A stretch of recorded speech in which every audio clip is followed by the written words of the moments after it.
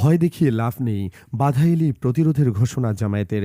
তারেক রহমানের বক্তব্য উদ্বেগজনক, বললেন আসিফ মাহমুদ। বিএনপির মধ্যে অসুস্থতার লক্ষণ দেখা যাচ্ছে।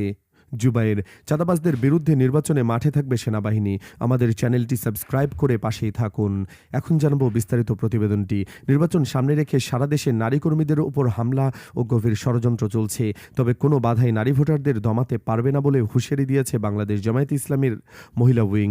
নির্বাচন কমিশনের সঙ্গে সাক্ষাৎ করে সাংবাদিকদের সঙ্গে কথা বলেন জামায়াতে ইসলামীর কেন্দ্রীয় নেত্রীরা ও মহিলা বিভাগের প্রতিনিধি দল ছিলেন সেক্রেটারি জেনারেল মহিলা বিভাগ নেসা সিদ্দিকা, সহকারী সেক্রেটারি সাইদা রহমান এবং রাজনৈতিক বিষয়ক দায়িত্বপ্রাপ্ত ডক্টর হাবিবা চৌধুরী। বৈঠক শেষে ডক্টর হাবিবা চৌধুরী বলেন, দেশের মোট ভোটারের ৫০% নারী। আমরা একটি সুষ্ঠু ও শান্তিপূর্ণ পরিবেশে ভোট দিতে চাই। বিগত ১৫ থেকে ১৬ বছর আমরা মা বোনের ভোট দিতে পারিনি। এবার সেই সুযোগ নষ্ট করতে একটি মহল গভীর ষড়যন্ত্র করছে। দেশের ১৫টি স্থানে নারীদের উপর হামলার সচিত্র নথিপত্র আমরা কমিশনে জমা দিয়েছি। তিনি বলেন, আমাদের ভয় দেখিয়ে লাভ নেই। নারীরা অবলা নয়, আমরা সাহসী। যেখানে বাধা আসবে সেখানে প্রতিরোধ গড়ে তোলা হবে ইনশাআল্লাহ। সাংবাদিকদের এক প্রশ্নের জবাবে মহিলা বিভাগের সেক্রেটারি নেসা সিদ্দিকা বলেন, জামায়াতে ইসলামী একটি ইসলামী সংগঠন। আমরা কোরআনের বিধান মেনে চলি।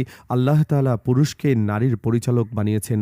তাই শীর্ষ পদে আমির নারী আসার বিষয়টি আমাদের কাছে মুখ্য নয়। মুখ্য হলো নারীর অধিকার আদায় হচ্ছে কিনা। গত ৫৪ বছরে দেশে ২ জন নারী প্রধানমন্ত্রী ছিলেন, কিন্তু নারীদের নিরাপত্তা কি বেড়েছে?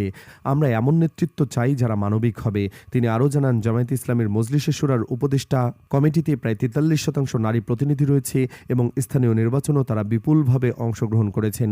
নির্বাচন পরবর্তী পরিস্থিতির কথা উল্লেখ করে জামায়াত নেত্রীর অভিযোগ করেন, মাঠ পর্যায়ে এখনও লেভেল প্লেয়িং ফিল্ড নিশ্চিত হয়নি।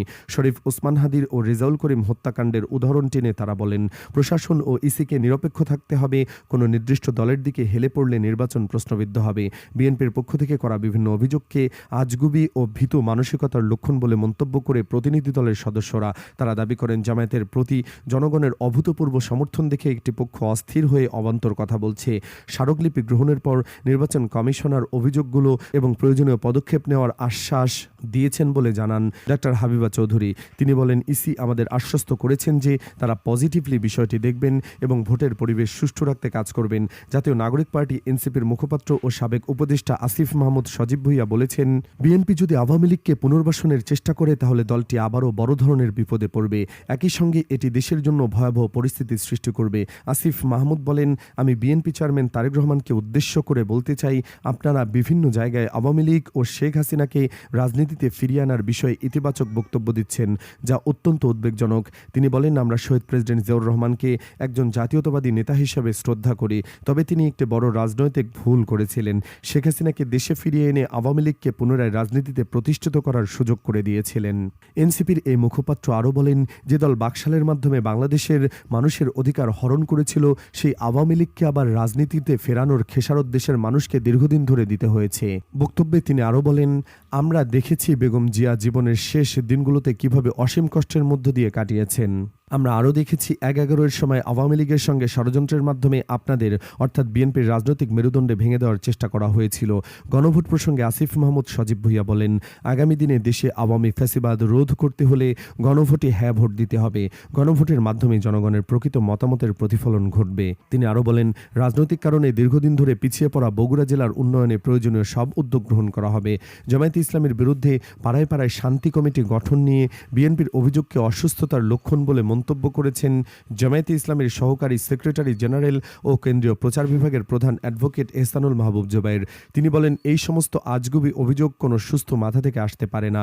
কোনো সুস্থ দল বা লোক এই ধরনের অভিযোগ করতে পারে না। একদল লোক জনগণের বিপুল সমর্থন দেখে ভীত হয়ে এই সমস্ত কথা বলছে। এটা সুস্থতার লক্ষণ নয়। আমরা তাদের সুস্থতার জন্য দোয়া করি। ধর্মীয় প্রতিষ্ঠানে জামায়াতের নির্বাচনী প্রচারণা চালানোর বিষয়ে বিএনপির অভিযোগের বিষয়ে অ্যাডভোকেট এহসানুল মাহবুব জুবায়ের বলেন, আমরা কোথায় কি করি তা আপনারা দেখেন। আমাদের কোনো প্রচারণাই রাতের অন্ধকারে নয়, দিনের আলোতেই হয়। আমাদের আমির ডক্টর শফিকুর রহমান প্রতিদিন জেলা সফর করছেন। ইতিমধ্যে তিনি ৩৫টি জেলা সফর করেছেন এবং সমাবেশে বক্তব্য রেখেছেন। সবই স্পষ্ট। আমাদের নায়েবে আমির ও সেক্রেটারি জেনারেলরাও যাচ্ছেন। এই সমস্ত কথা নির্বাচনকে প্রশ্নবিদ্ধ করার একটি অপপ্রয়াস মাত্র। এটি মোটেও সঠিক নয়। তিনি বলেন, সাম্প্রতিক সময়ে নারী কর্মীরা যখন ভোটের জন্য বিভিন্ন পাড়া মহলায় মানুষের বাড়িতে যাচ্ছেন বা নির্বাচনে কাজ করছেন, তখন একদল লোক তাদের উপর বিভিন্ন ধরনের অত্যাচার নির্যাতন করছে, সাইবার বুলিং হচ্ছে, শারীরিক নির্যাতন করছে, তাদের হিজাব এবং নেকাব খুলে ফেলছে, বিভিন্ন ধরনের হুমকি ধামকি দিচ্ছে। এই বিষয়গুলো আমরা স্থানীয়ভাবে জানিয়েছি। আইনশৃঙ্খলা বাহিনীর সঙ্গে যারা আছেন এবং ইলেকটোরাল কমিটিতে যারা আছেন তাদেরও জানানো হয়েছে। যেহেতু রিপিটেডলি ঘটনাগুলো ঘটছে এবং এসব কারণে বাংলাদেশের নারী সমাজ খুব উদ্বিগ্ন ও উৎকণ্ঠিত, তাই আমরা এখানে এসেছি। একটি সুন্দর, সুষ্ঠু ও গ্রহণযোগ্য শান্তিপূর্ণ নির্বাচনের জন্য সুন্দর পরিবেশ দরকার। আমাদের ভোটারদের মধ্যে অর্ধেকে নারী এবং তাদের জন্য একটি সুন্দর পরিবেশ নিশ্চিত করা সরকার এবং নির্বাচন কমিশনের দায়িত্ব। জামায়াতের আমির এক্স অর্থাৎ সাবেক টুইটার অ্যাকাউন্ট হ্যাকের বিষয়ে তিনি বলেন, এ বিষয়ে আমরা দলের পক্ষ থেকে সাইবার সিকিউরিটি আইনে মামলা করার জন্য প্রস্তুতি নিয়ে অলরেডি কাগজপত্র অনলাইনে জমা দিয়েছি, ফিজিক্যালিও জমা দেব। তিনি বলেন, এই ইস্যু নিয়ে একদল লোক কিছু কর্মসূচি দিয়েছে। আমরা মনে করি এগুলোর সঙ্গে তাদের সম্পৃক্ততা আছে নিশ্চয়ই। এই ধরনের ঘৃণিত কাজ কোনো দলই করবে না। এটা আমাদের প্রত্যাশা।